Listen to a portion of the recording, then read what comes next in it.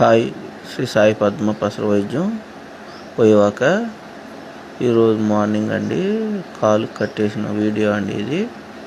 మా దగ్గర ఎలాంటి మోకాలు నొప్పులైనా, నడువు నొప్పులైనా, చెయ్యి ఇరిగిన, కాలు ఇరిగిన, బెనికిన, గూడు జారిన నడువు నొప్పులకి పసరు వైద్యం చేస్తామండి మేము. మాది పోయాక మాకు ఎలాంటి బ్రాంచ్లు ఇవ్వండి. మేము 40 సంవత్సరాల నుంచి చేస్తామండి.